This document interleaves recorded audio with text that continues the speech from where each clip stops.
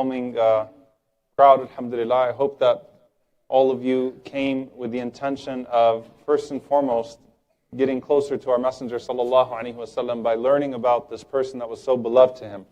As I mentioned after the prayer, I've taught on Belal radiallahu anhu many times. I've given many lectures about Belal.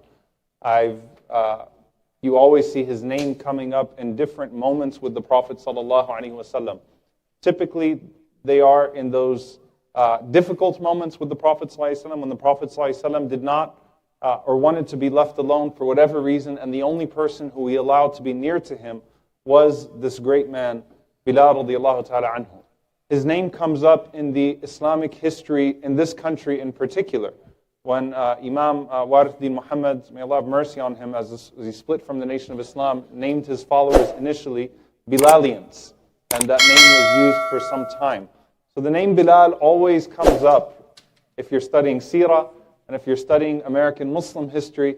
And of course, recently now, there is the movie that I'm not going to say who, but somebody came up, one of the brothers came up to me afterwards and said, is there a movie about Belal? So not everyone knows about the movie, but obviously there's a movie that went out. It actually was produced a couple of years ago, and it was meant to attract the mainstream. So it made the theme of justice and equality primary, the theme of Tawheed, the monotheism of Belal radiallahu anhu, secondary.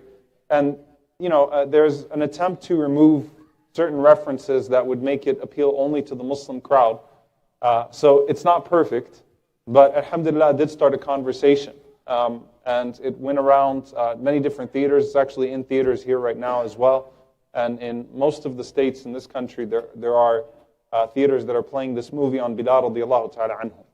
So it evokes a conversation, and anytime you can seize on that conversation, especially now within Black History Month, what made Belal's example so powerful that the indigenous Muslims of this land chose to identify as Bilalians, as followers of Belal radiallahu anhu for some time, and what makes his example so powerful that till today, any Muslim country that you go to, any group of Muslims that you go to, you're going to find people named Belal, that it's a name that we give to our children, and that we honor every single time we come for the salah, every time we come for the prayer, and the adhan is made, we're following in the example of this legendary man. May Allah subhanahu wa ta'ala be pleased with him.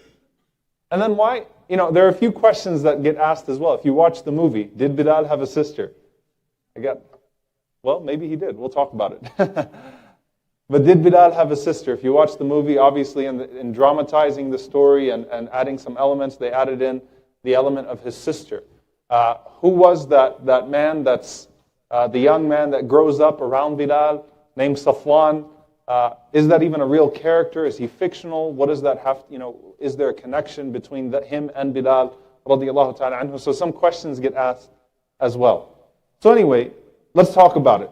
First and foremost, I want us to try to understand how Belal ended up in Arabia in the first place. How did this man, because that's a deep part of his story, and you have to look deep into the roots. How did this man, Belal radiallahu ta'ala anhu, end up in Arabia as a slave to one of the greatest enemies to the Prophet sallallahu alaihi wasallam? The story of Belal al-Habashi, Belal the Abyssinia, starts off with Abyssinia itself, al-Habasha itself. And if you look at the story of Habasha itself, which is modern-day northern Ethiopia, if you look at Ethiopia itself and Abyssinia itself, it has a very unique and rich history.